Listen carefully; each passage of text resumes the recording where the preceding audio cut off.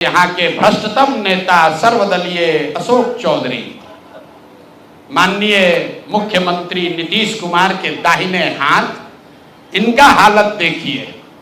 ये तो आदमी पूरे बिहार में रिकॉर्ड बना दिया भ्रष्टाचार का। हम लोग अभी तक सुनते आए हैं कि लालू जी बेनामी प्रॉपर्टी खरीदते थे।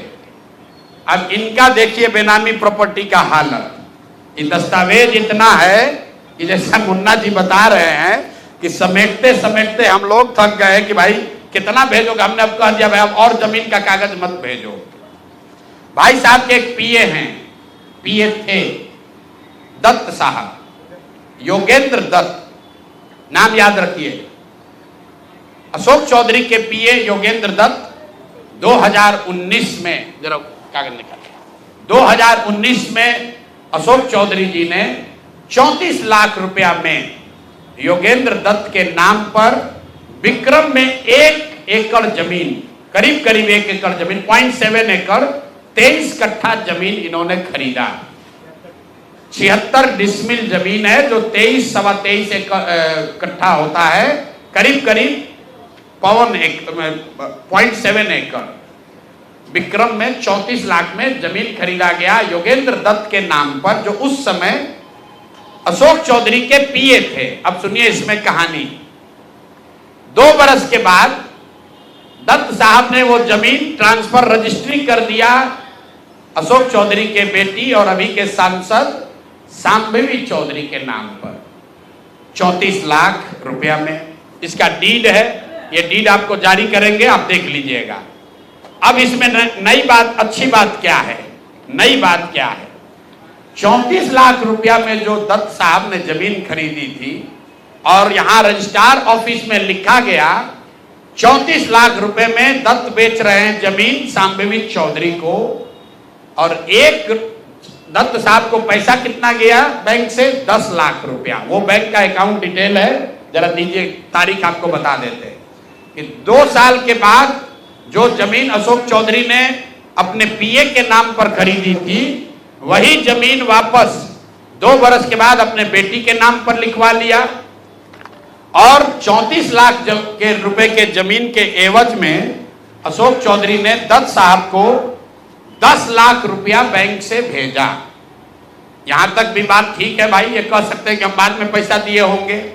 इसी बीच इनकी बेटी चुनाव लड़ने चली गई, तो इनकम टैक्स ने इनको नोटिस किया कि भाई आपकी जो प्रॉपर्टी है वो 34 लाख की है और बैंक में आप सिर्फ 10 लाख रुपया दिखा रहे हैं, बाकी का पैसा कहां है? तो 10 लाख जमीन इनकी रजिस्ट्री हुई है।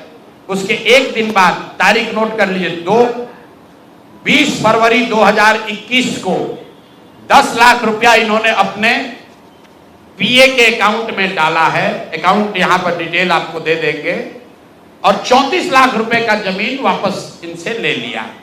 जब इनकम टैक्स ने नोटिस रेज किया कि जमीन है 34 लाख का और अकाउंट में सिर्फ 10 लाख रुपया ही दिख रहा है, तो 4 बरस के बाद 27 अप्रैल 2025 को जमीन लिखवाया है 2021 में। इनका क्रेडिबिलिटी देखिए। जमीन रजिस्ट्रार ने लिख दिया, आप हम जाते हैं उसको खड़ा करके पूछता है भैया कहाँ है रुपया, कहाँ दिए? ये 19 में इन्होंने बेनामी जमीन खरीदी पीए के नाम पर, 21 में उस जमीन को वापस अपने बेटी के नाम पर लिखवाया। 10 लाख रुपया का ट्रांजैक्शन हुआ। जब इनकम टैक्स ने नोटिस रेज किया तो भाई साहब ने जान बचाने के लिए 27 अप्रैल 2025 को, मतलब बेटी के एमपी बनने के बाद 25 लाख रुपया दत्त को, मिस्टर दत्त को फिर इन्होंने बैंक से ट्रांसफर किया। तो मैं आपके जरिए अशोक चौधरी जी, जो अपने आप को महादेव का भक्त बताते हैं, हमको तो लक्ष्मी के ही भक्त ज्यादा दिखते हैं, महादेव के भक्त नहीं हैं, ये लक्ष्मी के भक्त हैं। अगर आपने 34 लाख रुपए की जमीन अपने पीए से अपने बेटी के नाम पर खरीदी, तो उसका भुगतान क्यों नहीं किया? 10 लाख ही क्यों भुगतान किया?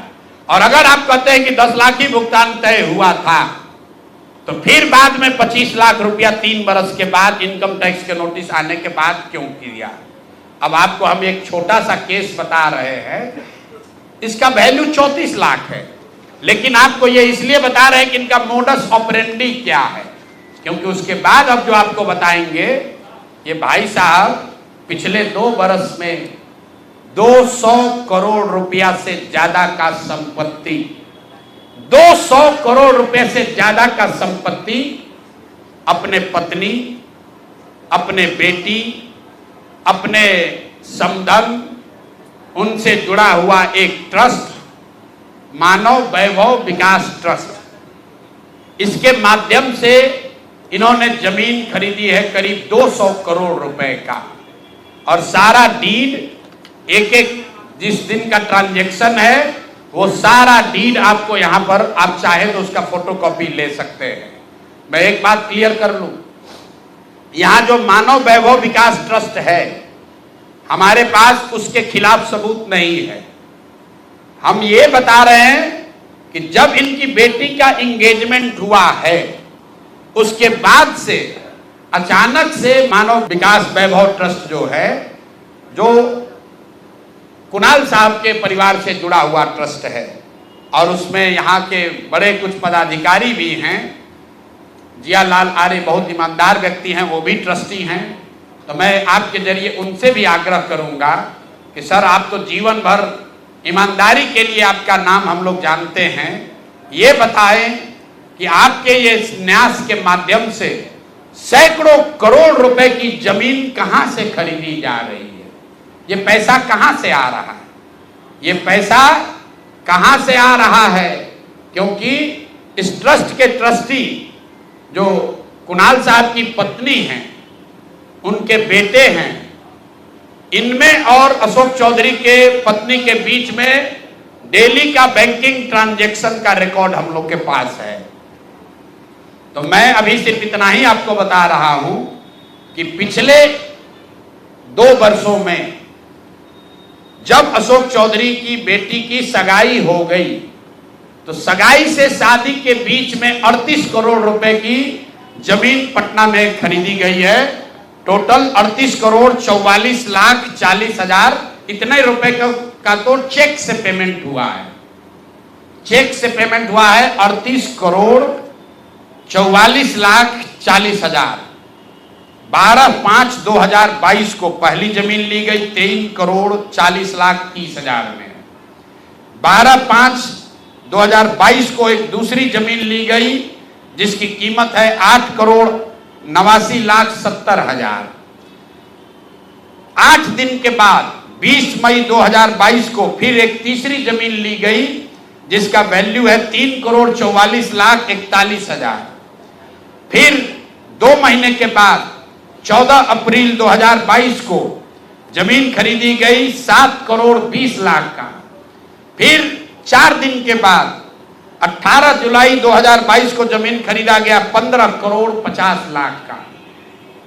और ये सारी जमीन इंगेजमेंट और शादी के बीच के डेट है, उतना ही आपको बता रहे।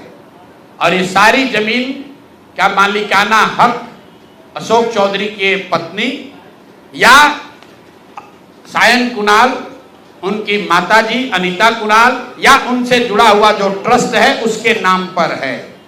तो भाई, जिस ट्रस्ट में 1 करोड़ की जमीन भी नहीं खरीदी जा रही थी, जैसे ही इनका बेटी से एंगेजमेंट हुआ, उस ट्रस्ट से सैकड़ों करोड़ रुपए की जमीन खरीदी जा रही है। तो ये पब्लिक इंटरेस्ट में है कि ट्रस्ट से जुड़े हुए लोग ये आपको बताएं कि आखिर इतना पैसा उस ट्रस्ट में न्यास में आ कहां से रहा है, और अशोक चौधरी जी या उनकी पत्नी जो उस न्यास में मेंबर नहीं हैं, उनसे इनका सीधा क्या संबंध है। हम लोग के पास जो पेपर है उसके मुताबिक करीब करीब 200 करोड़ रुपए की जमीन खरीदी गई है इनके द्वारा, अशोक चौधरी और इनके परिवार के द्वारा। और ट्रस्ट में जियालाल आर्या के साथ साथ एक महिला भी हैं जिसको लोग बता रहे हैं कि अभी के मुख्य सचिव प्रत्यय अमृत की माता जी हैं। तो अभी के मुख्य सचिव की माता जी शायद उस ट्रस्ट में है, मैं उसको कंफर्म नहीं कर रहा हूं, लेकिन मुझे ये जानकारी अभी आते आते किसी ने दिया है। तो इस ट्रस्ट के बारे में पता कर लीजिए। अशोक चौधरी को ये बताना चाहिए कि इस ट्रस्ट से उनका क्या लेना देना है, और अगर कुछ लेना देना नहीं है तो इस ट्रस्ट की ट्रेजरर जो अनीता जी हैं, कुणाल साहब की पत्नी, उनके अकाउंट से इनके पत्नी के अकाउंट में इतना पैसा कैसे आ रहा है, ये बात अशोक चौधरी जी को बताना चाहिए।